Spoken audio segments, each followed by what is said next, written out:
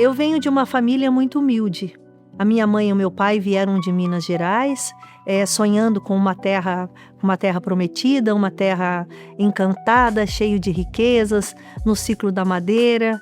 E já vinha com a minha irmã, e eu nasci aqui no Paraná, e o meu irmão também. Somos em 3 irmãos.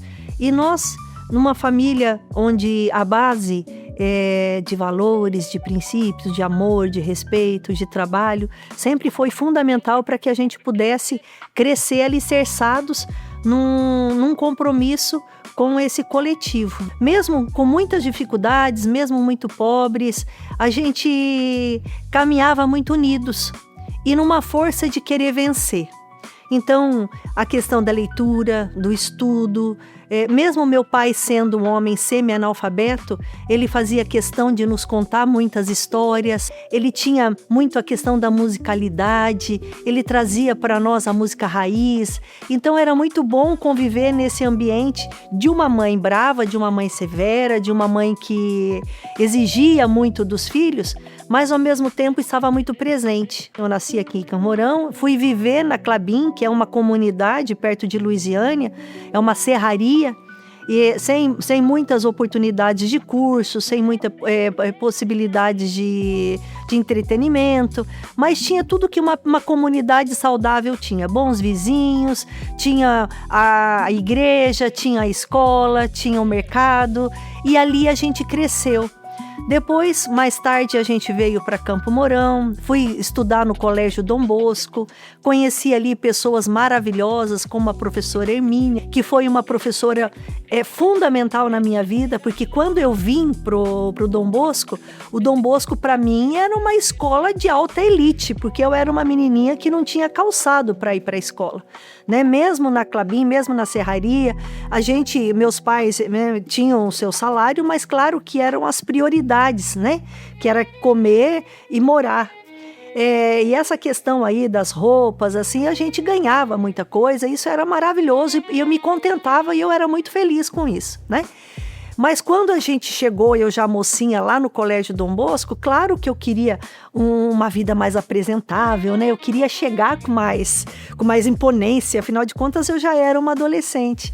E eu lembro que a professora Hermínia me recebeu com muito amor e com um diferencial que me deu uma motivação. Eu lembro que numa primeira semana de aula, ela pediu para a gente escrever uma redação que tinha o título de Quem Sou Eu? E aí eu escrevi. Adorei fazer aquilo, falar de mim, porque era a primeira pessoa que estava me perguntando naquela cidade quem era eu, né? Que estava se importando com quem era eu. E aí eu escrevi e ela ressaltou o que eu tinha escrito diante daquela classe. Aquilo para mim foi fundamental. É como se eu tivesse me sentido acolhida nessa cidade. E eu me senti muito motivada a escrever mais, a ler mais e a ser boa para aquela professora. Tem pessoas que fazem o bem que nem sabem, que motivam as outras e que mudam vidas sem saber nem a grandiosidade do que fez pelo outro, né? Eu nasci em Fênix. Na realidade, nasci em Jandara do Sul, mas mudei muito cedo para Fênix. E lá eu fiquei até terminar o primeiro ciclo, o 4º ano primário. E uma questão que era inegociável em casa era educação. Como não tinha mais escola para mim e para o meu irmão lá, meu pai resolveu mudar para Campo Mourão. E assim nós viemos. E logo no início, quando eu cheguei, primeiro ano ginasial, na época você nem sabe mais o que eu tive aula com o professor Nicol. E aí foi encantamento de primeira. Era meu professor de francês. Logo depois, no 3º ano, que vale a 7ª, 8ª, eu tive aula com o professor Martelo, de português. Foi outro encantamento. E aí, desde então, eu queria ser professora de português. Agora, quanto a gostar de literatura, de leitura, a minha geração ou lia ou não fazia nada. E eu sempre li muito. Então, esses romances românticos que são lidos agora lá no ensino médio, a gente lia na 5ª série, não porque mandassem, mas José de Alencar a gente traçava de boa na 5ª e na 6ª, porque era a única coisa que a gente tinha para fazer, além das telenovelas, fotonovelas também, e minha mãe lia muito também. Então eu tive todo esse incentivo para a leitura. Agora, ninguém queria que eu fosse professora em casa. Não. Mas eles queriam, né? Meu irmão foi fazer direito e como a minha família tem muito advogado, primos e primas, eles queriam que eu também fizesse direito. Mas eu sempre fui, teimei e terminei fazendo letras franco-portuguesas. Franco por causa do professor Nicon e português por causa do professor Martel. Eu lembro da minha decisão, que foi uma decisão já na fase da adolescência, uma jovenzinha ali, adulta no ensino médio, mas com certeza veio antes, né? O desejo de fazer justiça, o desejo de ajudar os outros. Quando começou? Eu mudei 3 vezes de escola, então eu sempre estava conhecendo pessoas diferentes, e às vezes eu era a pessoa muito diferente, e às vezes eu me parecia com um grupo. Então eu fui alfabetizada em escola pública, e depois eu fui para 2 instituições privadas. Eu comecei a entender o valor da conexão e da escuta. Eu me senti vista quando eu fui para o ensino médio, e a diretora da escola falou que era uma honra conhecer todo mundo, e que seria muito um privilégio para ela contribuir para a vida daquelas pessoas, que provavelmente contribuiria para a sociedade, para o estado e talvez para o país. E era muito diferente de como eu fui recebida na alfabetização no ensino fundamental, onde a pessoa que recebeu todos os alunos disse que era cada um por si e Deus por todos. E eu pensei o quanto as palavras tinham poder, e o quanto aquelas palavras me impactaram no meu corpo. Eu vi que a diferença era que tinha espaço para as pessoas serem ouvidas. Então, no ensino médio, era 15 alunos, em 2 mesas de mármore, e todo mundo estudava juntos. E aí tinha espaço onde a diretora, ela ouvia cada aluno e entendia qual era a dificuldade de cada um. Matilde realmente mudou minha vida. Eu era da periferia, aos 14 anos eu busquei uma cultura para mim viver. E essa cultura eu acabei encontrando o rap na minha frente. Assim, cultura de periferia mesmo, era tudo feito na rua, não tinha lei de incentivo, tudo era muito feito assim pela comunidade. Então, quando eu vi aquela primeira vez com 14 anos, aquilo tudo, foi aonde que eu me ingressei nessa vida. Daí foi passando com o tempo, todo domingo às vezes tinha um eventinho aqui, outro eventinho lá, e a gente ia se movimentando, fazendo amizade, conhecendo coisas boas, coisas ruins, né? Desde criança que eu sempre gostei muito de animais né, sempre queria ter, sempre controlado, né, porque os pais sempre dão uma segurada. Mas o meu sonho era, quando eu crescesse, eu fazer uma faculdade de veterinária e trabalhar lá na África com reserva do animal, sabe? Eu tinha essas loucuras, assim. Só que daí a gente cresce, né? E vai trabalhar e vai fazer as coisas que a gente tem que fazer. Eu nasci em 1976, aqui em Campo Mourão, no antigo Hospital Anchieta. Os meus pais se conheceram na década de 70, meu pai é argentino. Nasci e nós fomos morar em La Rioja, na Argentina. Eu, minha mãe, meu pai, e lá a gente viveu até 1982, quando estourou a Guerra das Malvinas. A gente vem morar em Campo Mourão, retorna para as origens da minha mãe, né? Os meus avós chegaram em Campo Mourão na década de 60, meu avô era madeireiro, minha mãe e os irmãos dela fizeram a vida aqui. Os meus pais se separam. Na verdade, o meu pai, ele sai para comprar... A gente brinca, né? Ele saiu para comprar cigarro e nunca mais voltou. Na verdade, o meu pai foi fazer uma viagem para Venezuela.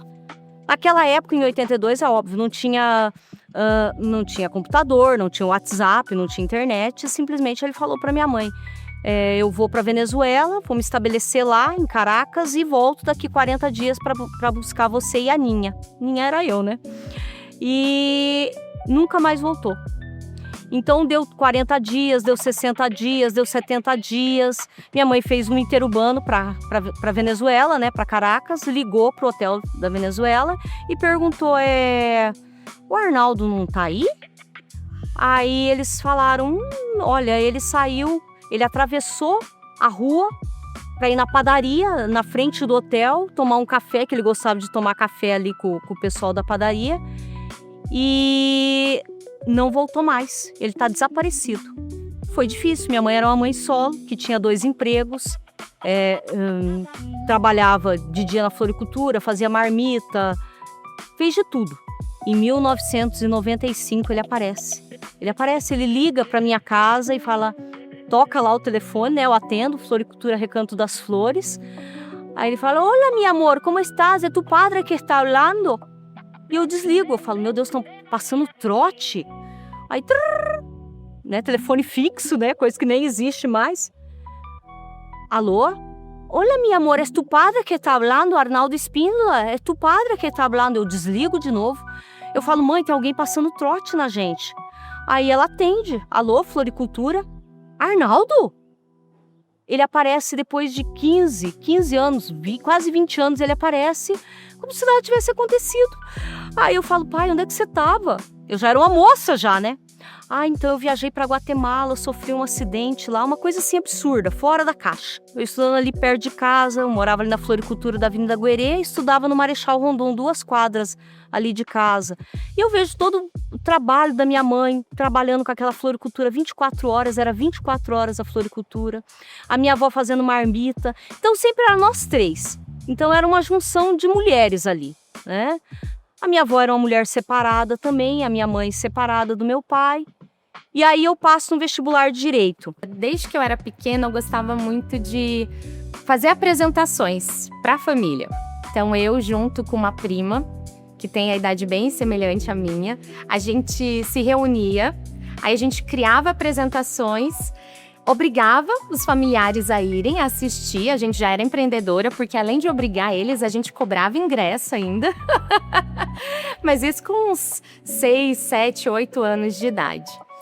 Porém, foi chegando ali a adolescência, eu fui não me tornando uma pessoa introspectiva, nunca fui, sempre fui extrovertida, mas eu fui ficando meio tímida. Por quê? Eu sou muito perfeccionista. E o medo de errar, de falhar, de ser julgada, fez eu me esconder e ficar muito confortável de uma forma assim, a não me expor. Mesmo tendo essa vontade sempre em relação às artes em geral e o teatro. Sempre me brilhava os olhos. Na minha casa o pessoal é muito ligado no cinema. Mas eu sempre deixava para depois. Ano que vem eu vejo, ano que vem eu faço. Porém, a vida vai fazendo a gente se colocar em algumas posições, em alguns lugares, às vezes que a gente se obriga a procurar algo. Então, eu comecei a dar aulas. Eu tinha acabado de me formar, vou falar uma coisa nada a ver, bem aleatória, de graduação, a minha formação, eu sou médica veterinária. Porém, quando eu me formei, porque veterinária você não consegue trabalhar, né? Porque você estuda de manhã, à tarde, à noite. Então, a minha formação ali, eu não consegui ganhar meu dinheiro. Eu me formei, eu tava louca para ganhar meu dinheiro. Aí comecei a dar aula, passei lá no teste. E eu falei, e agora? Como que eu vou dar aula e eu sou tímida, né? Aí eu fui fazer minha primeira aula de oratória. Aí já gostei. Falei, nossa, não é tão ruim assim estar no centro das atenções. Mas ainda foi uma coisa muito leve. Ainda ficava meio assim. Porém, depois eu comecei a dar aula numa escola, num colégio aqui da cidade particular. E daí nesse colégio, assim, tinham muitas apresentações. E ninguém queria participar. Aí eu fui falando assim, não, eu acho que eu posso. Aí apresentei um espetáculo com os alunos, 2, 3, 4, 5. Quando eu vi, eu estava mais apresentando do que dando aula de inglês. Eu comecei a ler muito cedo. Com 5 anos eu já era alfabetizada. E eu li o almanaque do Biotônico Fontoura, coisa que você também não sabe. E nesse almanaque era a história do Jeff Tatu, que é uma personagem do Monteiro Lobato, que vendeu a ideia para os laboratórios Fontoura. Foi a minha primeira leitura, foi o almanaque. E aí, a partir daí, eu sempre li bastante. Eu não iniciei minha vida de leitora como Monteiro Lobato, ou com Júlio Verne, alguma coisa mais sofisticada. Eram os almanaques mesmo, revista do rádio, era umas revistas, o Cruzeiro, que minha mãe lia e eu lia também, e as fotonovelas. Nunca ninguém me proibiu de ver fotonovela, coisa que muitas amigas não podiam ler, que os pais não deixavam, porque era história de amor e tinha beijo. Em casa não tinha essas proibições. Existiam outras, claro, que eu sou filha até mais nova, filha única, só tenho um irmão, então tinha toda aquela proteção de quem nasceu aí nos meados do século XX. Mas eu sempre li o que eu quis. Eu comecei a trabalhar muito cedo. Eu fiz vestibular para o UEM, passei e fui morar lá, em Maringá. Estava no pensionato, mas no final de semana eu vim para cá e o professor Martelo foi até a minha casa dizendo que existiam algumas aulas de português e que ele gostaria que eu pegasse. Meu pai falou, não, ela é muito nova, ela está estudando ainda, mas eu fiquei doida. Eu quero ir. E comecei. Eu tinha 19 anos ainda, numa sétima, hoje seria uma sétima série, um terceiro ano ginasial noturno, em que só havia um aluno mais novo que eu. E foi ótimo. E claro que eu devo ter feito um monte de bobagens, né, mas eu tinha muita segurança daquilo que eu sabia. Eu era imatura porque eu era muito jovem, mas o conteúdo eu tinha certeza de que não furava, porque eu era muito estudiosa, sempre fui, sem modéstia. Foi assim, em 71. Com 19 anos, assim que eu entrei na faculdade. Eu entrei com 18 aos 19, acho que comecei a dar aula. Quando eu tive os 18 anos, eu comecei a fazer festivais na minha vila. Nesses festivais que eu fazia na minha vila, era tudo muito pequeno, sabe? Com o auxílio dos meninos da rua, né? Vamos se dizer assim. E quando a gente fazia esses festivais, tudo era muito simples, muito legal. A gente recolhia alimento para dar para a comunidade e a gente conheceu muita gente de fora. Eu lembro quando eu tinha mais ou menos 17 anos, eu fui para um evento e assim, cada evento você fazia mais 10 amigos ali, né? E eu conheci ali o Adriano do Kamikaze do Gueto. Na época eles tinham o grupo, o Tiagão e o Kamikaze do Gueto. E a gente fez uma amizade. E dali eu conheci todo o pessoal ali de Paissandu. Isso foi a minha grande escalada, sabe? Porque antes disso eu fazia parte ali da comunidade ali de Maringá e tal. Mas quando eu conheci ele, eu fiz novos amigos, né? Eles estavam em ascensão. Então todo domingo a gente viajava para a região. Era muito bacana, a gente fez um intercâmbio muito legal. Hoje nós temos amigos até hoje, faz 20 anos que conversa com a gente, faz parte da nossa vida, graças a essas ações que tinha antigamente. E quando eu tive 19 anos mais ou menos, por causa da rua, coisas que a gente acaba se afetando, eu fui embora para Curitiba. Então, tava fazendo uma especialização presencial em outra cidade, tava trabalhando no hospital da cidade e tava fazendo nesse projeto Minha Casa Minha Vida, enquanto eu fazia em contraturno a clínica, iniciando a clínica. O projeto é muito lindo, eu não sei o quanto vocês sabem como funciona, mas nesse projeto a gente contribuía com como funciona uma entrevista de emprego, como planejar um orçamento doméstico, cursos profissionalizantes.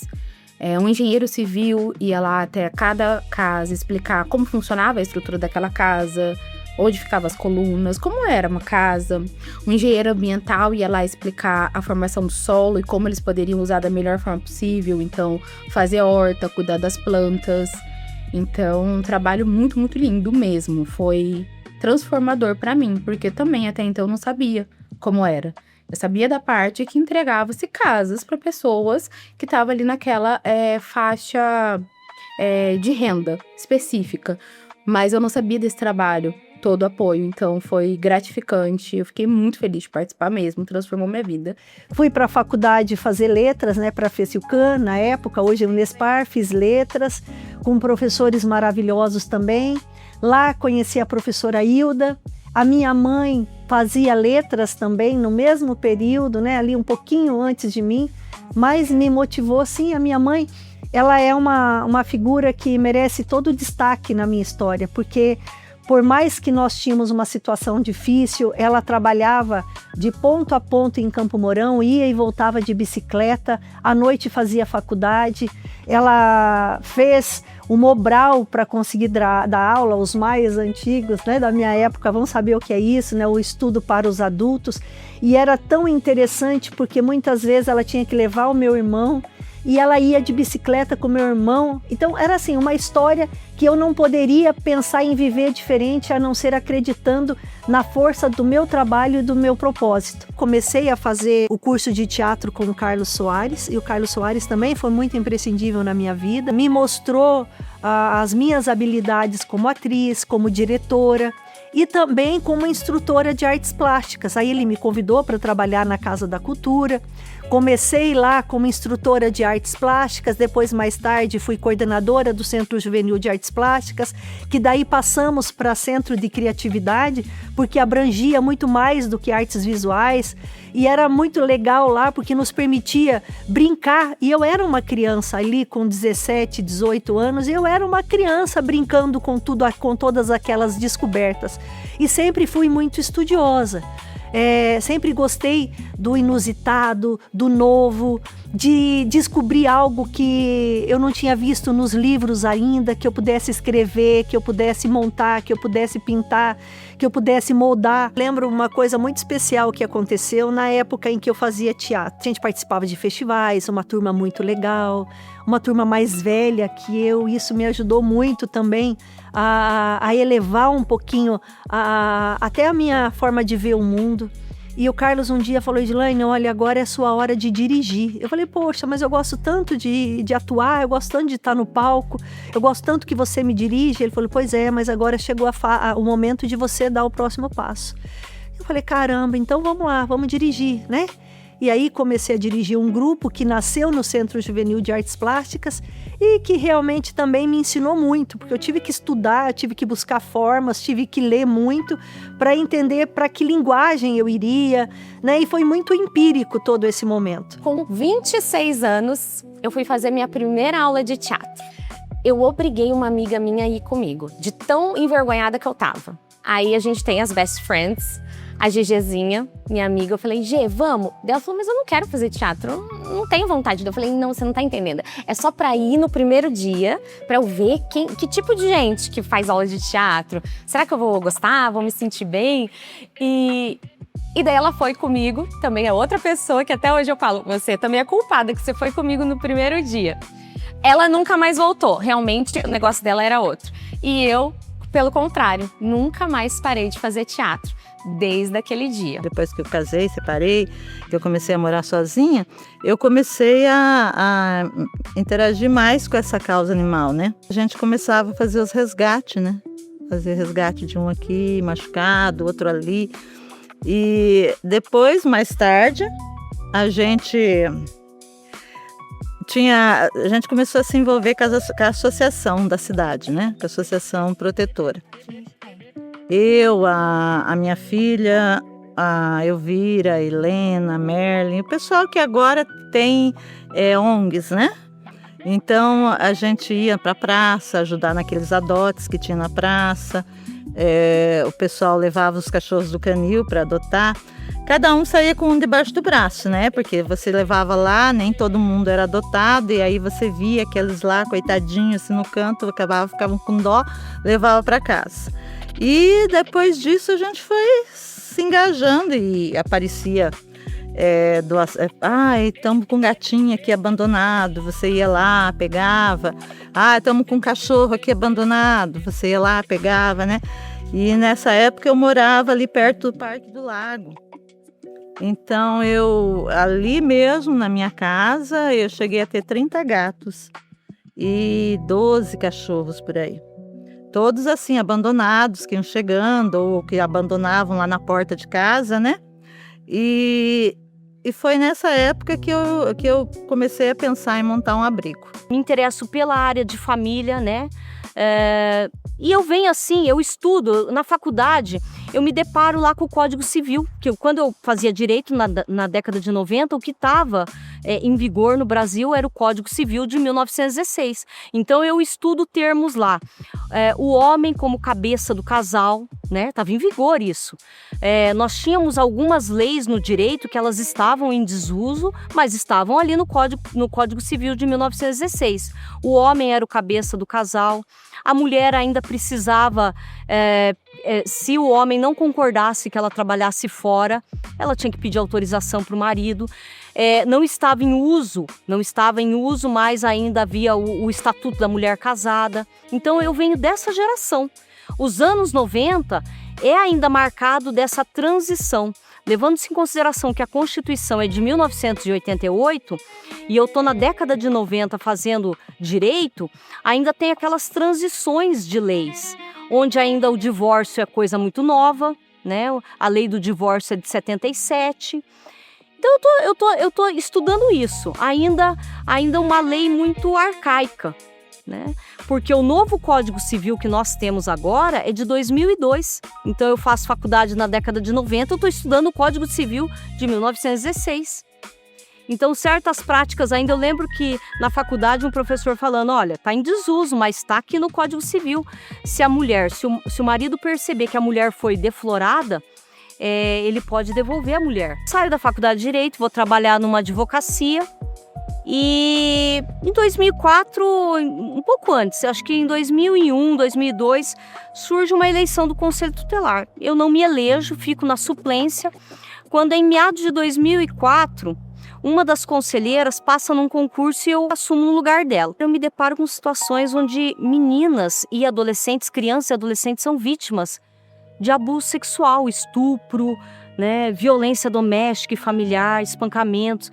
Na verdade, assim, no direito a gente estuda, né, situações de crimes, mas sabe quando a realidade bate à sua porta e você fala, meu Deus, uma criança de 4, 5 anos vítima de estupro, e aí eu percebo que o estupro, a violência sexual, ela é intrafamiliar, ela ocorre no seio da família, não é no banheiro da lanchonete que acontece o estupro da criança, é dentro da casa, é no banheiro da casa, onde meninas são estupradas pelo pai, pelo tio, pelos avós, pelos irmãos.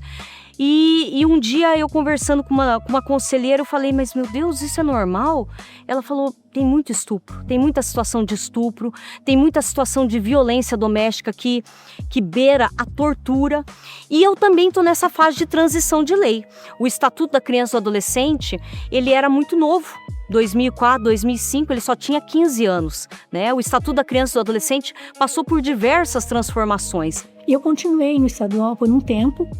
Aí eu tive meu filho mais velho.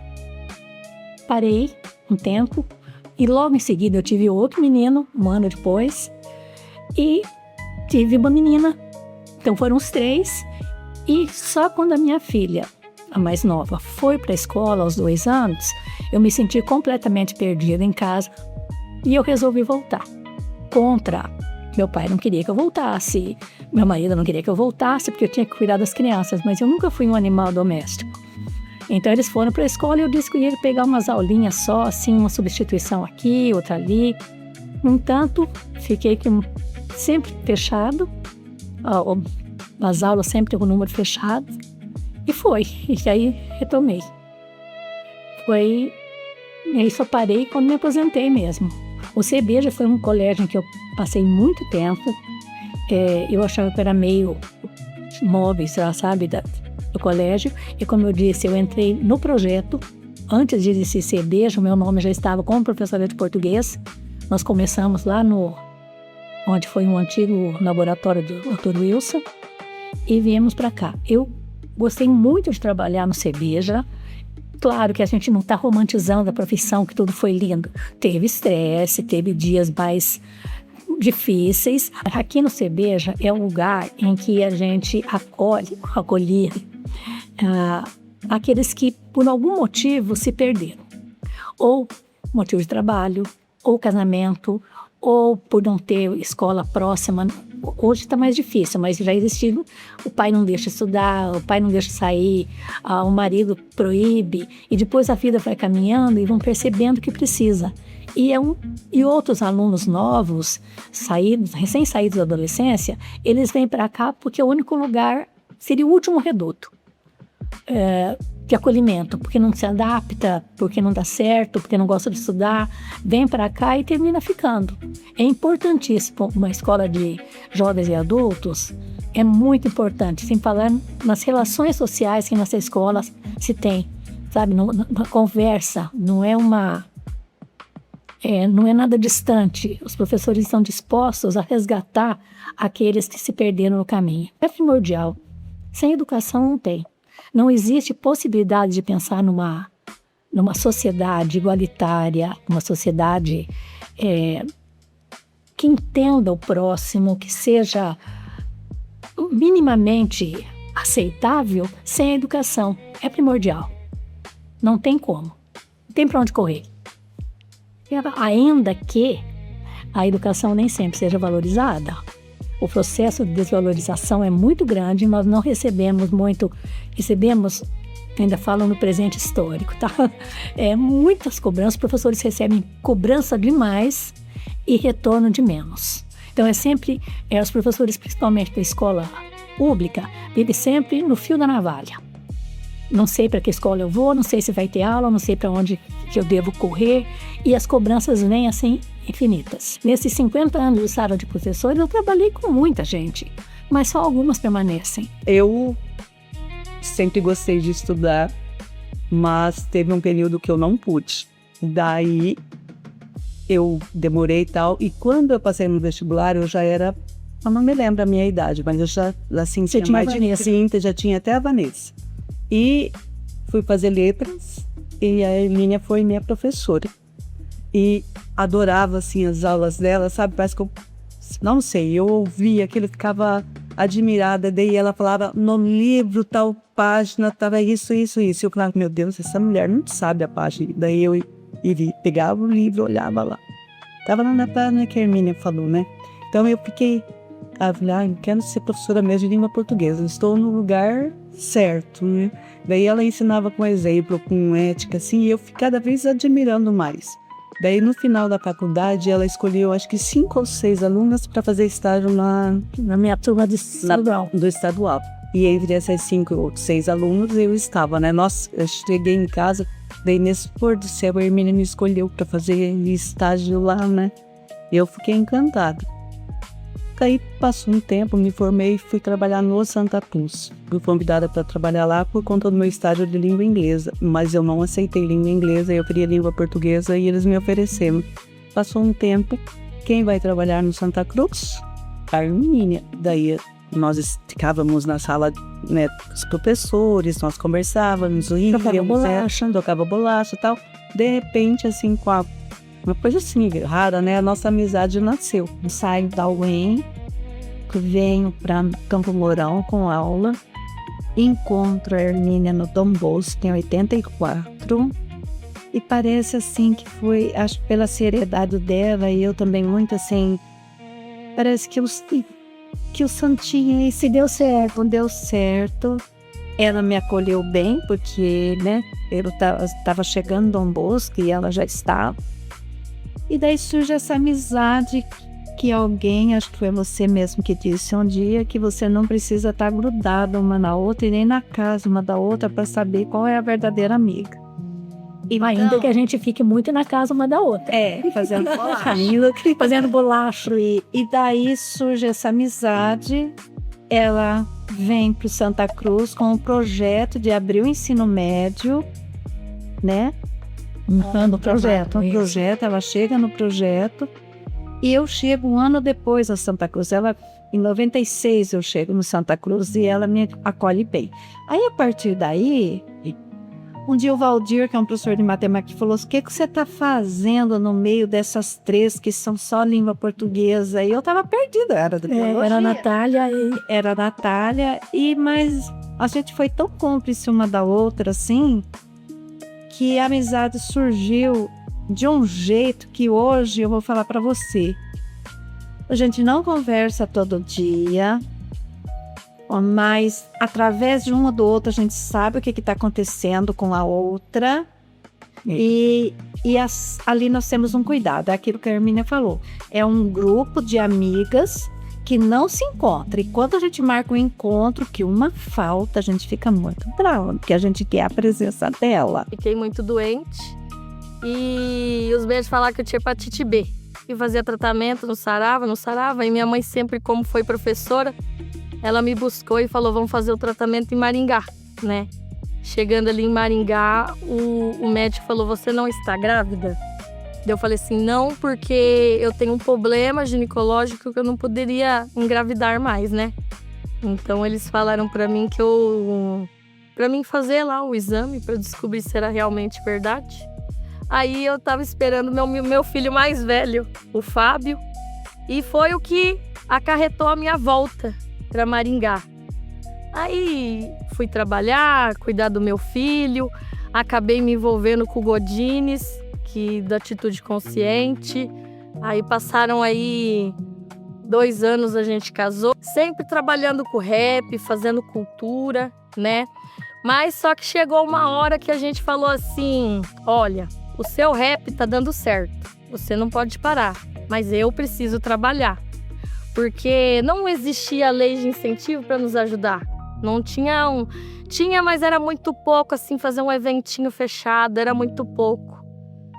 Então a gente trabalhou muito no comércio aqui, a gente abriu uma pizzaria onde a gente fechou recentemente 1 ano e meio, que era Donatello, trabalhamos 8 anos nela e com isso veio os filhos, né? O Rian e o Dudu, 2 baixinhos lindos.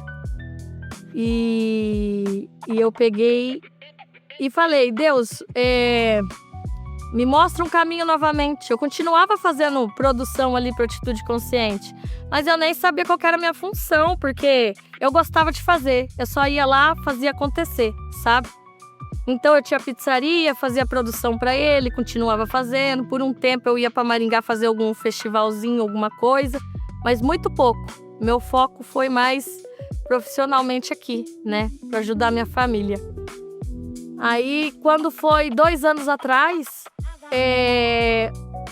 um estralo deu na minha cabeça. Eu comecei a procurar produtores de Maringá e fazer perguntas, como que tá funcionando isso? Como que faz aquilo? E comecei a procurar produtores aqui também. No hospital é o último lugar que qualquer pessoa do mundo quer estar. Mas é um lugar que todo mundo vai passar em algum momento por algum motivo. Alguns mais rápidos, outros vão entrar e não vão sair vivos, então é algo desafiador. É realmente desafiador. E o hospital que eu trabalhei é um hospital que atende urgência e emergência e cardiologia. Então, são casos desafiadores. E foi interessante trabalhar lá por muitos motivos diferentes, mas ter a oportunidade de explicar para as pessoas como funciona uma equipe. Então, às vezes, a pessoa tá brava porque tá demorando o caso dela, mas ela não faz ideia que existe outra pessoa, tá mais grave que ela, que tá entre a vida e a morte, ou quantas pessoas são atendidas naquele hospital. O que eu fiz foi ser psicóloga voluntária num grupo chamado Fortifique, que é um grupo de apoio para pessoas que tiveram câncer ou curadas. Irônico, eu fiz isso no meu 1º ano de carreira. E no ano passado, a minha mãe recebeu o diagnóstico de câncer. Acho que mudou muito depois da pandemia. Então, durante a pandemia, foi um boom de procura por psicoterapia, tanto pelo curso, que é um dos mais procurados agora do país atualmente, como pelo processo terapêutico. E isso aconteceu porque as pessoas entraram em isolamento. E aí elas entenderam a importância da conexão com outro ser humano. Falar e ser ouvido é indispensável para a saúde mental. E isso ficou evidente nesse período. Como a gente não tinha lugar, quando você resgatava um animal, você não tinha onde levar, né? Você acabava ficando com você ou tentando doar ele, às vezes não conseguia. Aí eu peguei e troquei a minha casa aqui na cidade por uma chácara lá em São Geraldo, Araruna, no município de Araruna. E lá, aí eu levei todos os animais para lá, foi feito a estrutura dos canis, né? Aproveitado as estruturas que tem lá e feito um gatil grande, feito canis. E lá eu cheguei a ter 150 gatos. Eu sempre trabalhei fora, eu sempre trabalhei na biblioteca, então você saía de manhã e só volta à noite, né? Não tem como você ir no horário de almoço, voltar, porque não dava nem tempo. E quando você deixava muito sozinha a chácara lá, sem ninguém lá, sem um caseiro, sem alguma coisa, lá tinha muito assalto. Sim, 2 vezes em 15 dias. Quando eu vendi lá e mudei para cá, aí eu trouxe os 150 gatos e os 12 não, que daí já era bem mais, já era acho que uns 30 mais ou menos, uns 30 cachorros para cá. Então, eu tive que contratar um caminhão, colocar os gatos em transportes e vim bem devagarinho, porque estava muito quente, era uma época assim, sabe, final de ano, e os gatos são muito difíceis de você transportar. Eles começam a passar muito calor, você tem que parar, você tem que dar água, você tem que dar um jeito deles não ficar muito estressados, senão eles morrem, né? Só no transporte.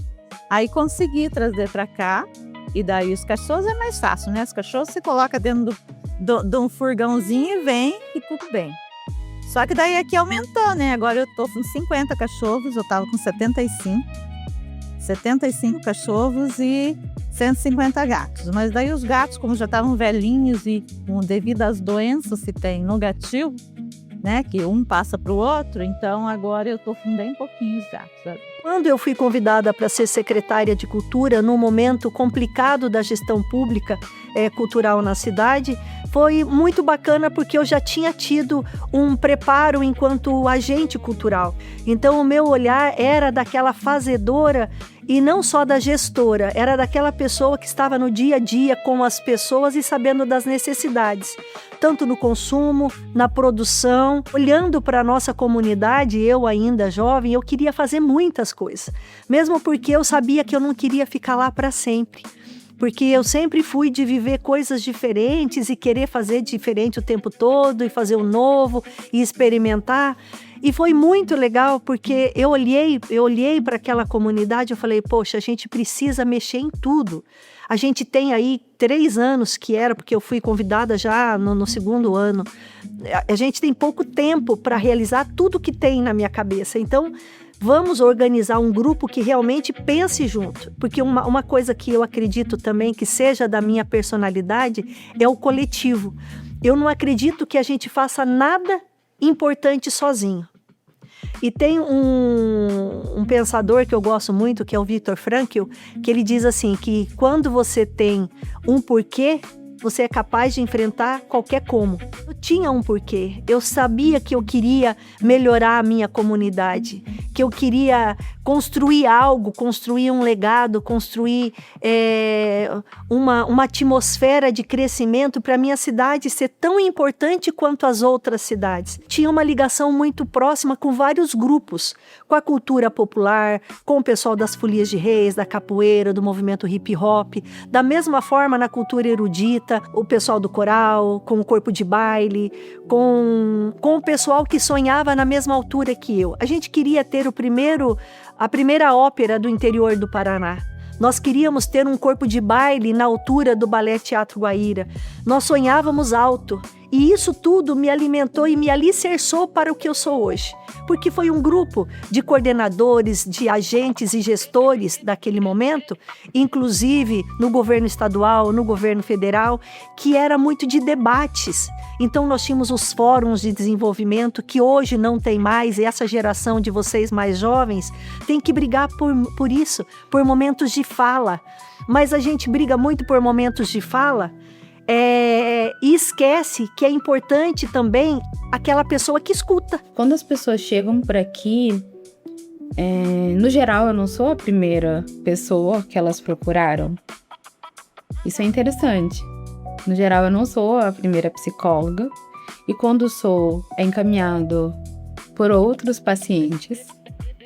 Teve cenas muito interessantes. Olha, eu trouxe essa pessoa pra você. Aí eu não entendi, né? Se a pessoa trouxe como presente pra mim ou eu sou presente pra pessoa. Essas cenas são sempre interessantes. Aconteceu várias vezes já ao longo da minha carreira. Eu gosto mesmo de ouvir as pessoas e conhecer e entender melhor como elas funcionam e ajudá-las a se ouvirem.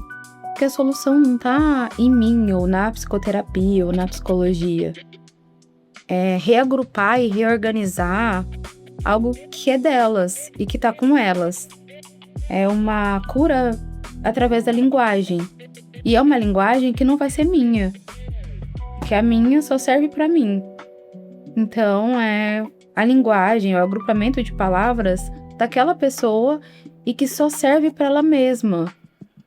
E eu estou de acompanhante nessa jornada. Eu sou extremamente apaixonada por todos os meus pacientes e lembro de todos com muito carinho. Minha grande vontade era resgatar aquele princípio que eu tinha lá aos 14, 18 anos de fazer festivais nas quebradas. Eu procurei a Edilane Castro, ela me atendeu muito bem, ela conversou, deu orientações, expliquei para ela o nosso projeto de hip hop que a gente queria implantar na cidade, resgatar os meninos da periferia, né? E ela foi super a favor, deu toda a força do mundo para nós. Pegou uma folha para mim que eu tenho guardado até hoje, eu só não trouxe. Mas ela escreveu de um lado do outro: ó, menina, você faz isso aqui, ó. Tó. Aí eu caminhei, eu fui embora. Daí a partir daquele momento lá, eu só fui buscando mais informação. Saí de lá, ela me orientou para mim entrar numa faculdade. Estou no último semestre da minha faculdade e tudo foi se orientando. Faz faculdade do quê? Produção cultural. Nós somos uma associação, nós somos uma ONG, né? Nós temos lá os meninos, os artistas profissionais que fazem parte desta associação. Através dessa associação existe todo o trabalho social do Espaço Sou Arte. E temos também um CNPJ como empresa jurídica, que é aquela que trabalha mais na linha empresarial, na linha mais comercial.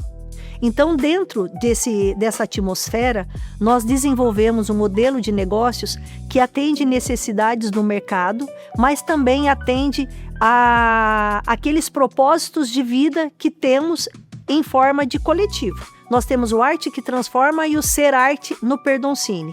É um conjunto onde temos um índice grande de vulnerabilidade infantil. Esse projeto trabalha com crianças a possibilidade de que elas tenham contato com a arte. Então eles trabalham com circo, dança, mas todo o trabalho do Sou Arte tem musicalização, tem literatura, tem teatro, tem um pouquinho de cada arte. Tem um pouquinho das artes plásticas. Por quê? Porque nós não estamos formando o artista para ser o artista profissional. Nós estamos trabalhando a arte como ferramenta de arte e educação mesmo, para que ele possa ter todos os benefícios do contato com a arte. Uma visão mais crítica do mundo, um posicionamento, um enfrentamento com mais segurança e entendimento do mundo que ele faz parte. Tudo isso que a arte nos proporciona. O jovem artista empreendedor, que aí é quando esses jovens já se descobrem artistas. Então eles vão descobrir todas as áreas de atuação possíveis dentro da arte. E aí eles já estão sendo focados para fazer alguns trabalhos artísticos para realmente entender se é isso mesmo que eles querem. Depois, se eles descobrirem que realmente, eles vão para a companhia profissional. Então nós atendemos hoje todo o sul do país, trabalhamos em Santa Catarina, Rio Grande do Sul, Mato Grosso do Sul, São Paulo, Minas Gerais, trabalhamos Paraguai, trabalhamos Argentina. Então hoje o nosso cliente, o nosso contato com o nosso trabalho hoje, ele é muito mais fora da nossa região do que dentro da região. Nós temos hoje uma atuação em 3 segmentos. Nós temos o social, que a base vem desses projetos sociais, e nós trabalhamos muito com espetáculos para vulnerabilidade. Então temos espetáculos de drogadição, temos espetáculos que falam de abuso sexual de crianças e adolescentes, que desenvolve uma pesquisa e também principalmente um despertar de consciência sobre o trabalho infantil. a violência contra mulheres e várias outras que são campanhas importantes no universo dos menos favorecidos. A gente vive disso. Então, aquela pergunta assim, mas o que você faz para viver? Não, é a arte. Não, eu quero saber o que você faz para ganhar dinheiro. A gente só vive da arte. Todos nós, todos os 25 artistas da associação hoje, sobrevivem da arte. O período lá no Sou Arte foi, assim, um aprendizado muito grande, pela experiência mesmo que eles têm com teatro e outras linguagens artísticas, mas assim, a paixão, o amor que eles têm, o profissionalismo, a seriedade e essa parte do empreendedorismo também, que até hoje, quando a gente tem algumas dúvidas, eu falo, Ed, dá uma luz aqui, me ajuda, e agora a escola, como que eu faço a produção, e não sei o que, eu sempre tiro minhas dúvidas com ela, com a Dani Caria também, e outras pessoas envolvidas com arte na nossa cidade. Então foi um momento muito importante. As viagens também, essa questão de sair de Campo Mourão, ir apresentar em outra cidade, e essa questão da gente entender que, lógico, quem começa a fazer teatro fala assim, eu vou atuar. A gente vai carregar, descarregar, montar, se maquiar. Hoje aqui eu fui chique, né? Eu podia passar por isso sempre. Mas geralmente é a gente que faz a nossa própria maquiagem, a gente atua, a gente produz, a gente vende as nossas peças, a gente faz o marketing, é igual aquela coisa, a gente faz a equipe da limpeza, um marketing. Eu falo assim, peraí, eu vou mandar aqui uma mensagem pro nosso administrativo. Mentira, sou eu. É eu num outro número.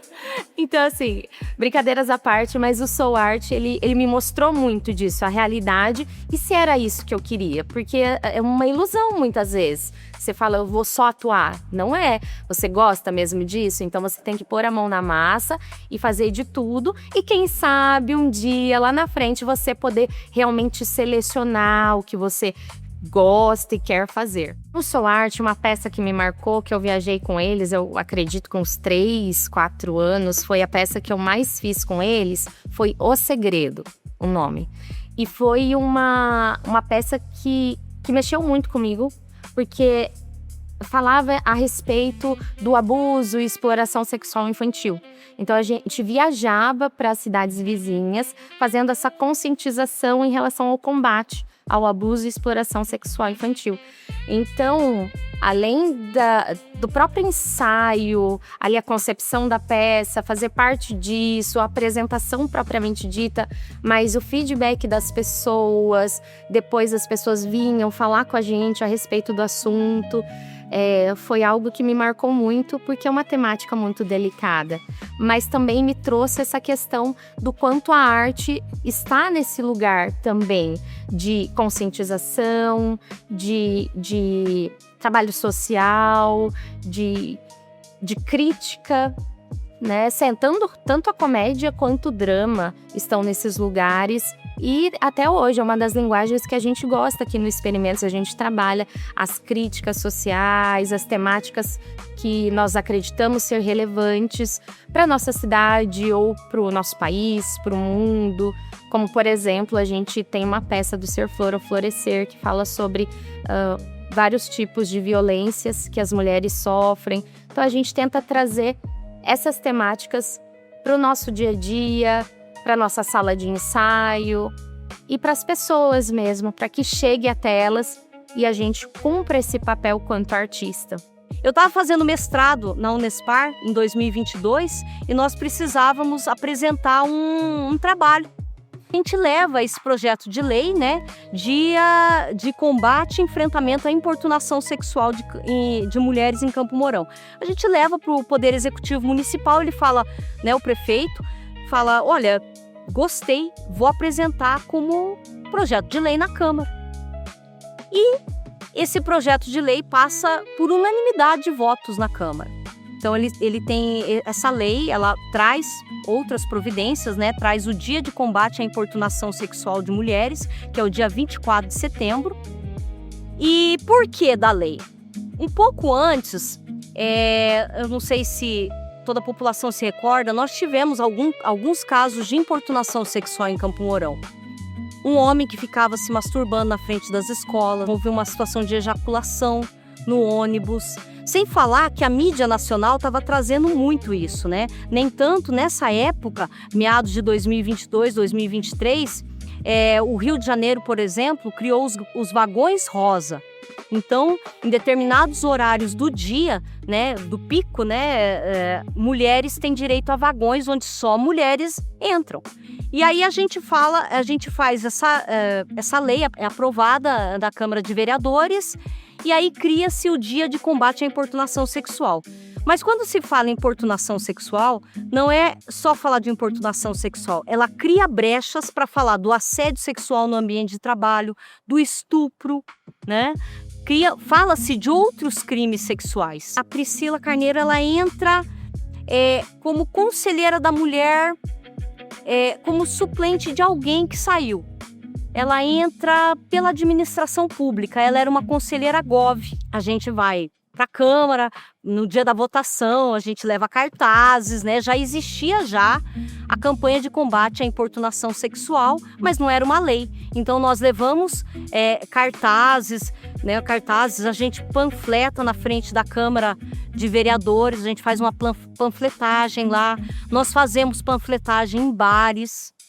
Nós vamos em mais de 12 bares na cidade, dizendo o que é importunação sexual, a importância das mulheres moroenses terem conhecimento do que é importunação sexual e terem conhecimento dos crimes sexuais contra a mulher. Porque quando a gente fala de importunação sexual contra a mulher, não é só falar de importunação, é falar do estupro, do assédio sexual no ambiente de trabalho, falar sobre atos libidinosos. É uma série, dar voz à mulher. Então, a gente faz uma série de panfletagem antes dessa votação na Câmara. E aí o Conselho da Mulher vai em peso, o pessoal do mestrado vai em peso, homens e mulheres, porque falar sobre assédio sexual no ambiente de trabalho, importunação sexual, estupro, também é uma campanha que a gente chama aos homens. No Conselho da Mulher, nós criamos a campanha do Laço Branco, na nossa gestão, na minha gestão, na gestão da Priscila, né, que hoje a presidente atual, que é a Rafaela Smith, deu continuidade à campanha do Laço Branco, que é justamente os homens fazendo campanha em prol das mulheres, olha, dizendo não ao estupro de mulheres, dizendo não à importunação sexual, os homens ensinando a outros homens o que é a violência contra a mulher. O que me deixava muito assim, triste, muito ruim mesmo, é quando você vê um animal na rua sofrendo e você não consegue fazer nada, né? Então, comecei a trabalhar com as associações, mas as associações também não tinham abrigos, né, para animais. E aí era sempre aquela situação de você socorrer um animal e não conseguir um lugar para ele ficar, um lugar para ele, né, para não ficar na rua sofrendo. E aí eu resolvi que eu ia fazer um abrigo.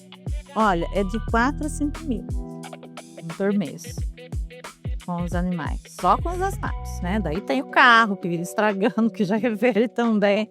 Aí tem as outras questões, tipo água, às vezes a caixa d'água que estoura. Aí são coisas mais eventuais, né? Que não são todas. Às vezes dá uma chuva muito forte, destelha, desmontou tudo a casinha lá da égua, desmontou.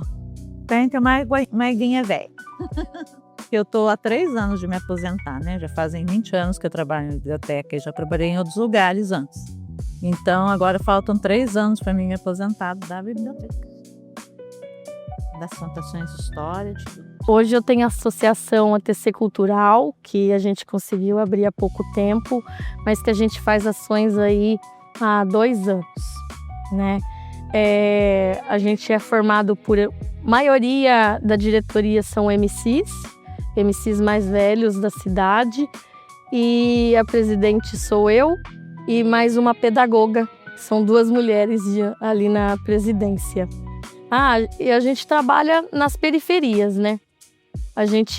O nosso grande filho foi o Festival Atitude Consciente 1, que foi realizado em fevereiro no Lar Paraná. A gente levou os 4 elementos, levou oficinas, levou atividade para as crianças, show, né? Show do Atitude no final também foi muito importante lá para a periferia. Até hoje eles falam, o festival tá voltando. Quando eu falo, não, esse ano agora, o Atitude Consciente 2, que a gente conseguiu novamente, a gente vai contemplar o bairro de Cidade Alta no Parque das Torres, né? Eu, no momento, faço oficinas no SENS, dentro do SENS, para os meninos socioeducativos. O SENS, a cadeia para de menor, na verdade, na palavra bruta, né? Eu dou oficina lá. Como é uma cadeia socioeducativa, eles entram e saem a todo momento, não é que nem de adulto. Então, eu primeiro entro, quando eu vejo que tem muitos meninos novos, eu descubro o que eles gostam mais de fazer. Se é desenho, se eles gostam mais de fazer música ou se eles gostam de dança. Mas a maioria é música, é rap e pede pro Godines ir lá. E é isso, e a gente vai desenvolvendo e fazendo as coisas acontecerem lá dentro. Toda transformação tem que ter uma reação do ser humano. Então, infelizmente, a gente não consegue abranger todo mundo, salvar todo mundo. Mas é possível sim. Muita gente desacredita, mas faz milagres. Porque é uma frase que eu sempre falo: enquanto há vida, não tem idade, tem chance. Eu não queria me aposentar, mas como eu descobri uma doença, eu me aposentei em 2022. Porque para a sala de aula você tem que estar 100%, né? Pela metade não dá ler nunca. Você tem que se entregar mesmo. É uma coisa inexplicável. Eu fiquei praticamente de luto quando eu saí de Santa Cruz. Eu senti demais. No CEB já ainda tinha Santa Cruz. Então não foi assim. Mas eu passava por aqui, eu tinha um ciúme de quem será que está com minha segurança? Sabe aquele negócio? Quem está fazendo com as minhas turmas? A fulana estava lá, ai meu Deus, o que ela vai fazer com as minhas turmas? E lá no Santa Cruz, daí foi assim, definitivo, né? Mas eu sei que eu tinha que parar. Tem uma hora que você tem que parar. 70 anos deu, né? Então, com 70 anos eu parei. Mas os meus filhos ficavam todos os dias. Você já falou com a irmã? Você vai falar com a irmã? Quando que você vai falar com a irmã? Nossa, tá demorando pra falar com a irmã. Aí eu fui. E me senti... Não sei se eu não me arrependi, mas a gente tem que dar lugar pros novos também. Né? Eu, na realidade, eu acho que eu me dei como mãe dos meus alunos. Eu aprendi a ter, embora era assim meia, você sabe, né? E exigente, mas eu muitas vezes me colocava, quando ele tirava a nota vermelha, me colocava no lugar da mãe dele para buscar aqui na boleta. Os alunos chamavam de Fatimãe. Como eu sentia aquilo me doía. Então eu aprendi isso, no começo eu não tinha. No começo você sabia. Eu não tinha esse meio termo. Aí, com essa vivência que eu tinha, eu aprendi isso. E outra coisa que eu levei da escola particular para a escola pública, que no mesmo jeito que eu tratava vocês lá, a escola pública, uma forma de administrar o conteúdo, tudo, eu levava, na particular eu levava para a pública. Eu tinha não é um sentimento de dó assim, mas aquele sentimento que parecia eu dando 5 aulas de biologia, eles com 2 no terceiro ano. Eu falava, meu Deus, se eu bobear aqui, eu fico só sentada. Então, isso eu aprendi na minha vivência profissional. É esse sentimento de olhar para o outro. Essa parte da compreensão, e eu acho que todos os professores que realmente se dedicaram à docência e gostam do que fazem ou gostaram, desenvolveram isso. A compreensão para o outro, olhar o outro com mais carinho. E conforme você vai amadurecendo, eles vão se tornando realmente, sabe assim, meio... Ai, professora, a senhora foi professora do meu pai. Fala pro teu pai ficar quieto, tá? Que não é pra contar essa história. Aí depois eu já estava tendo neto. De ex-aluno, porque eu comecei muito novinha, né? E falava, fica quieto, não conta pra ninguém que eu tiro nota. Sabe, aquela brincadeira assim. Então você vai amadurecendo e vai tendo mais compreensão.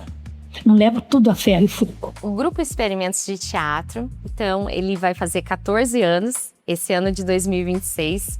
É uma trajetória, assim, uma longa trajetória, já temos uma história, assim, muito sólida. Eu não comecei no início, não fui uma das fundadoras. Eu entrei, se eu não me engano, 1 ano e pouquinho depois. E como eu disse, eu fui convidada, então o Giovanni me convidou para fazer parte do grupo.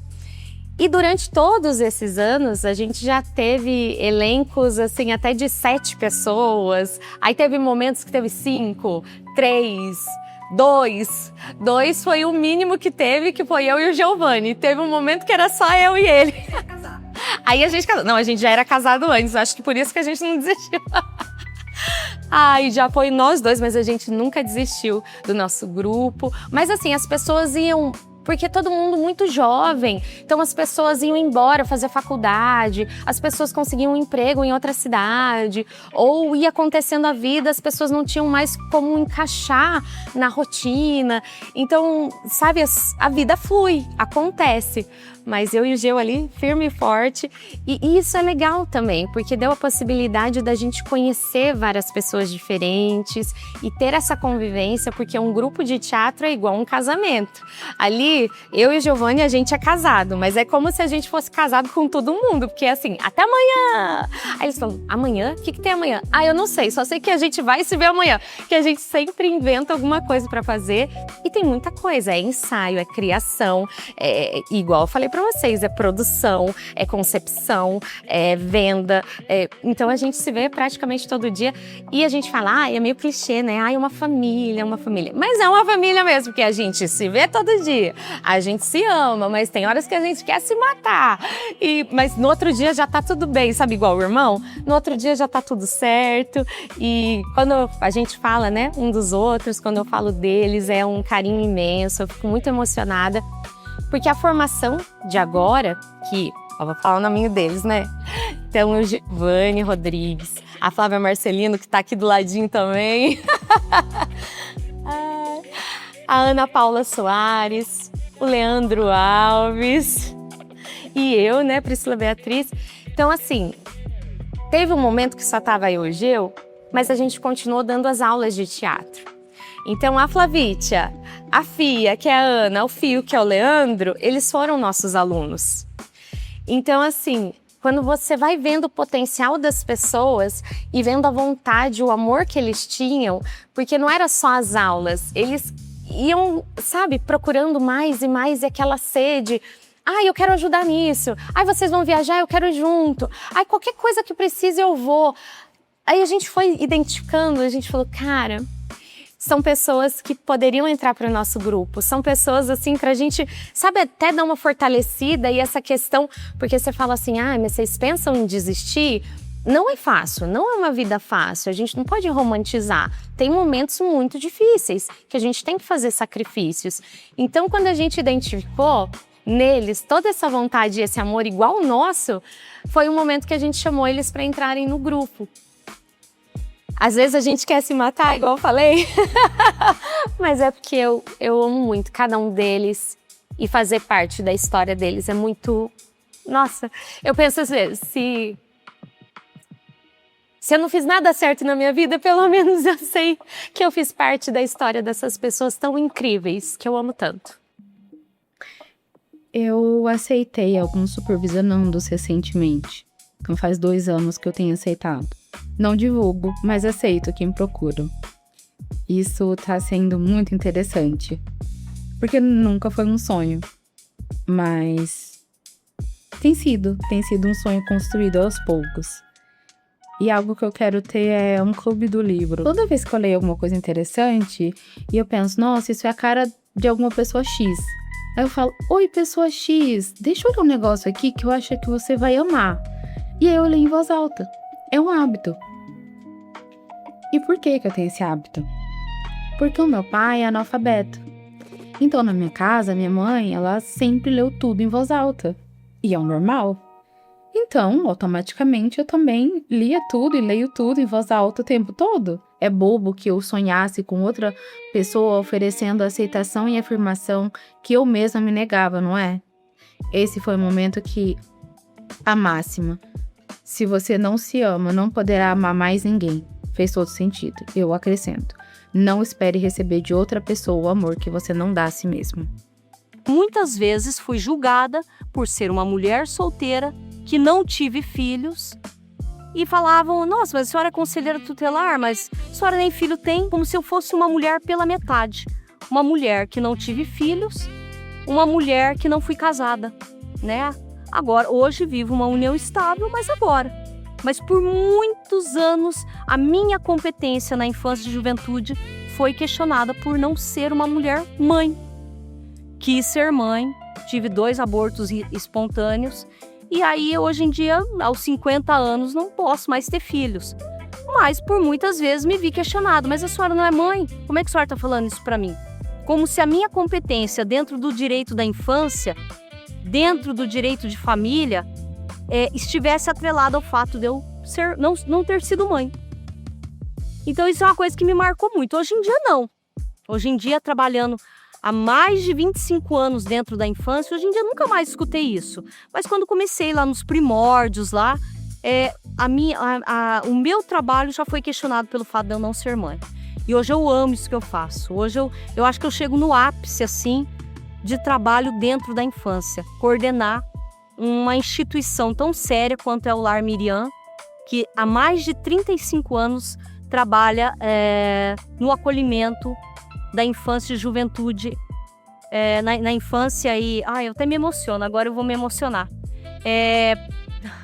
Nunca imaginei que um dia eu ia ser coordenador do Lar Miriam, e eu tenho muita honra de ser coordenadora, que eu acho que eu fecho o meu ciclo na infância, lá como conselheira tutelar, nas medidas protetivas, depois no SENSE, nas medidas socioeducativas, e agora eu venho no último estágio das medidas protetivas, que é o acolhimento institucional de crianças vítimas ou de abuso sexual ou crianças vítimas de violência física, psicológica. Então, acho que eu fecho o meu ciclo dentro do direito da infância e juventude como coordenadora do Lar Miriam. E eu só tenho a agradecer. Não fui mãe, mas hoje eu me realizo sendo mãe, entre aspas, de todas essas crianças que hoje estão aqui no lar.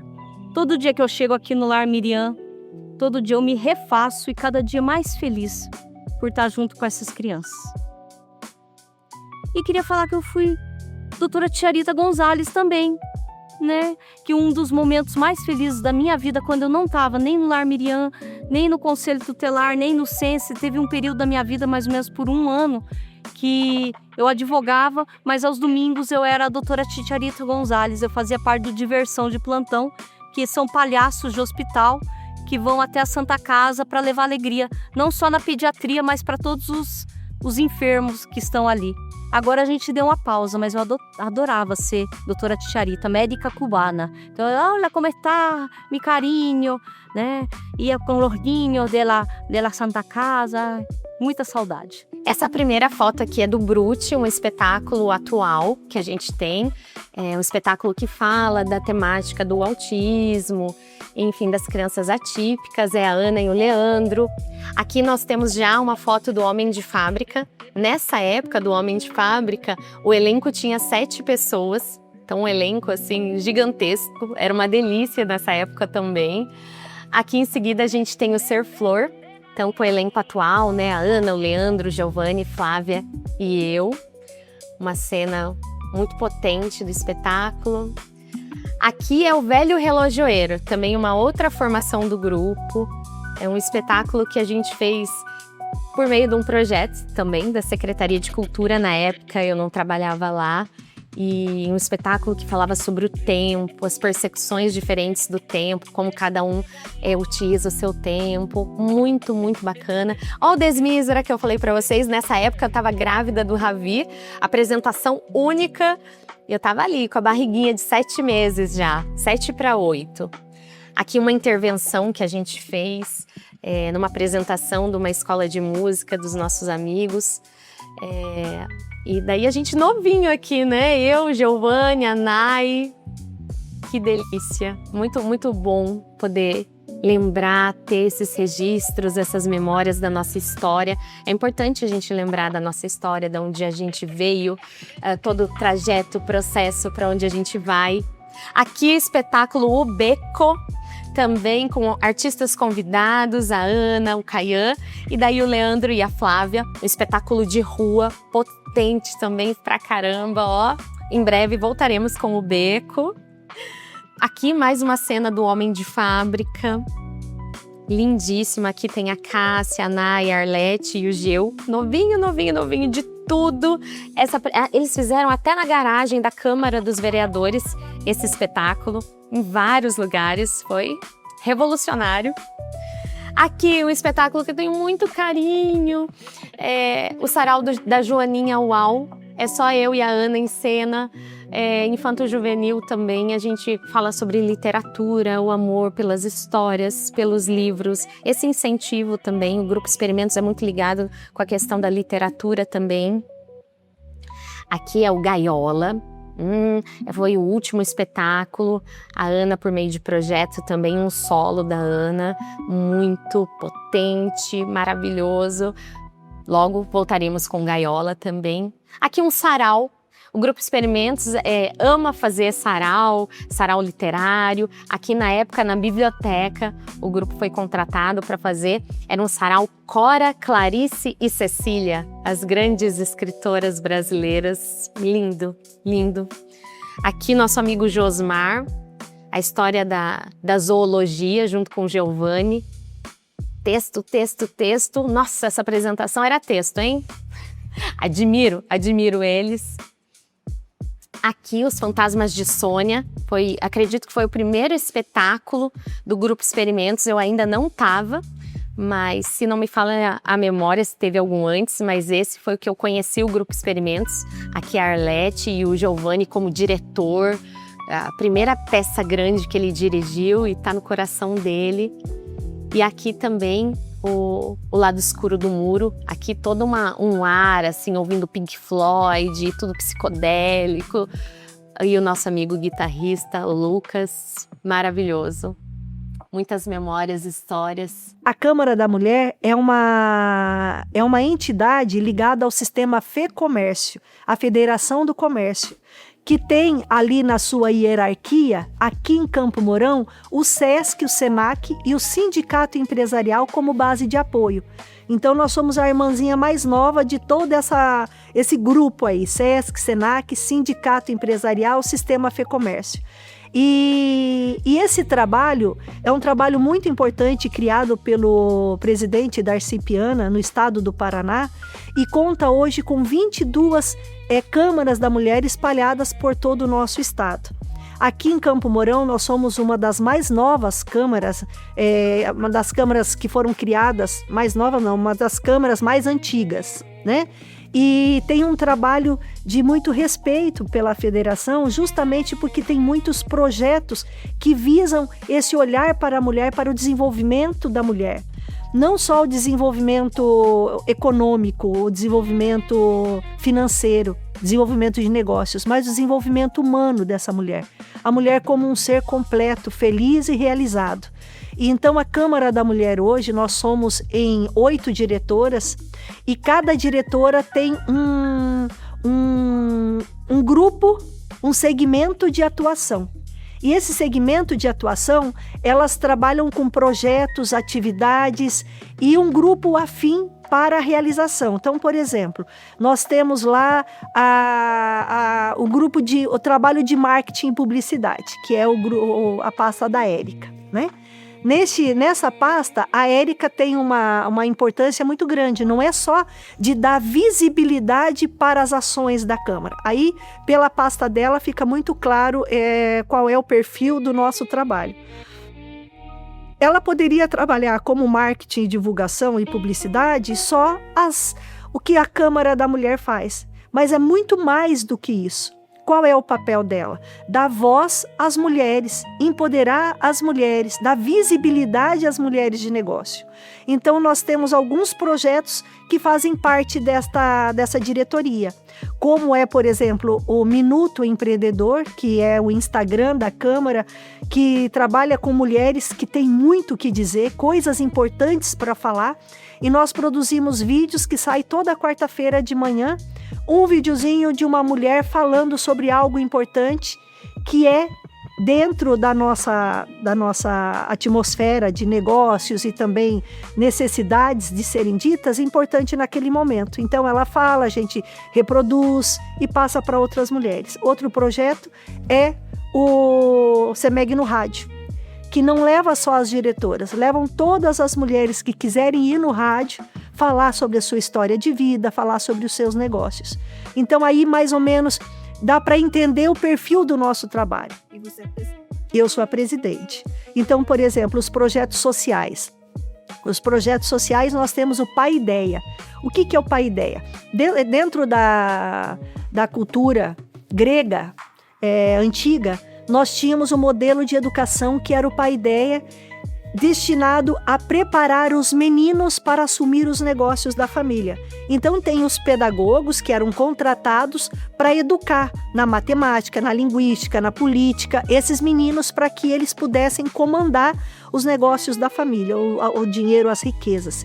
E as mulheres naquela época, óbvio que elas não tinham direito nem à sala, elas ficavam na cozinha sendo preparadas para cozinhar, bordar, ficar bonita, encontrar um bom casamento e ser feliz para sempre, né? Se casasse, claro. E aí hoje, dentro deste conceito, nós pensamos no modelo Pai Ideia para as meninas, para que elas tenham todas essas permissões, para que elas possam estudar política, para que elas possam estudar várias áreas de atuação, para que elas possam conversar sobre negócios com outras mulheres. Então elas têm vários cursos durante o ano. O Pai Ideia acontece graças à parceria do SENAC, que nos recebe hoje para essa entrevista, né? E ele é um projeto muito bacana justamente porque nos possibilita essa questão de olhar para essa menina não como só empregada, mas como dona do seu negócio. E em um momento do curso, elas têm o plano de negócios que acontece em parceria com o Sebrae, onde elas escrevem o seu sonho de empresária. Então tem aquela menina que sonha ter uma loja de cosmético. Então ela escreve seu plano de negócio, tem uma consultora que ajuda ela a pensar o seu negócio. E aí no final do projeto, nós fazemos uma banca avaliadora e selecionamos os 3 melhores planos de negócio. Mas claro que elas apresentam. E quando elas apresentam, é um momento muito importante também, porque elas veem até parcerias entre elas e a possibilidade de financiamentos. Isso é muito bacana. E depois as 3 primeiras colocadas, elas recebem prêmios. O que são esses prêmios? São presentes das outras diretoras e também do comércio local. Então, o primeiro lugar ganha lá 10 peças de roupa nova, sapatos, bijuterias, presentes que com certeza elas vão embora com todo aquele material felizes da vida. Então, isso também já é o primeiro estímulo. O Pai Ideia é um projeto muito interessante.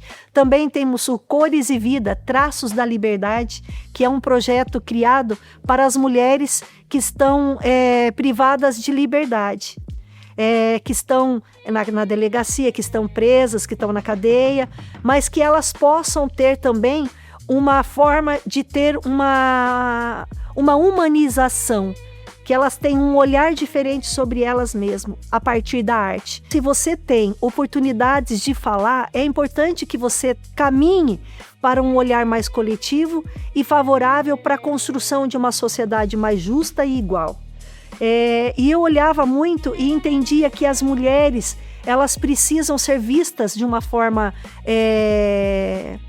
mais respeitosa.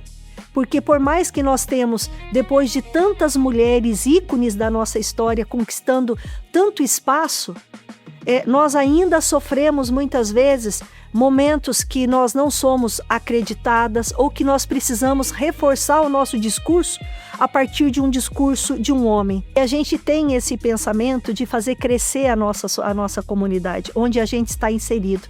Porque não adianta eu ter uma casa bonita para os meus filhos. Eu tenho que ter uma cidade bonita para os meus filhos. Eu tenho que ter um mundo bonito para os meus filhos. Eu tenho que ter um planeta bonito para os meus filhos. Então, essa questão de desenvolver os princípios, os valores, é olhar para a tua comunidade.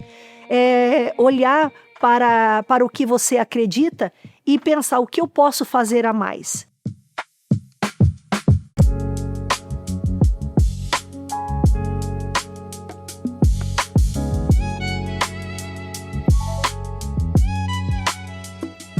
Diferentes histórias, não é o mesmo rosto, mas é o mesmo corre. Outro interesse, mas é várias fitas e sempre do começo. Começo cedo, dá tempo de respirar. A vida cobra, eu desenrolo sem espaço pra reclamar. Eu viro a mesa, eu jogo o jogo, bagulho louco. Bato cabeça, mas alguma coisa vai mudar. Não quero pouco, sentir sufoco. Se eu passei sede amanhã eu quero ver água jorrar. Então, sem esperar aplauso eu vou adiante. Não finge que me conhece, eu já não sou a mesma de antes. Vivendo de instantes, minhas fotos na minha estante me lembram de momentos, parece que eu vivi ontem. Mãe e mulher, postura eu quero ver bater de frente. Sem citar ninguém, minha coroa é minha referência. Realizando sonhos pra que minha filha pense no futuro, tudo que se faz aqui tem consequência. Pra que ela aprenda a caminhar por essas ruas, que amigo de verdade não abandona no fracasso, e que homem nenhum vai tirar o seu brilho, lua. E se quiser tentar, eu mato no primeiro passo. Quer ver meu pior lado, então mexe com a minha cria. Quer ver eu virar uma onça, então fala da família. Quer ver eu travar uma guerra, então pisa no meu calo. Garanto que cês some, precisa só de um estalo. Por isso eu peço sabedoria pra enfrentar mais um dia. Só sendo quem eu sou, criar minha filha enquanto o mundo me desafia a não matar o que já me matou. E tudo é tão cinza nessa selva de pedra, entre idas e vindas e tantas primaveras. Infinitos os dias aqui nessa esfera. Não tem pra onde fugir quando o peito aperta. Eu aperto o passo e eu venço meu cansaço. Em torno essa cidade opaca, sem chance pro fracasso, eu não quis em estilhaço. Eu sei que eu não posso mais dar murro em ponta de faca. E na paz ou no caos, eu sempre vou ser eu mesma. Me desculpa se pode ser demais, é que eu penso demais, eu falo demais e eu sinto demais. Demais pra menos eu prefiro ser bem mais. E nunca foi fácil, eu não espero que seja. Carrego o mundo nos braços, com a força de uma gueixa, vivendo e criando laços e tudo que me almeja. Pra mim não existe dúvida, somente uma certeza.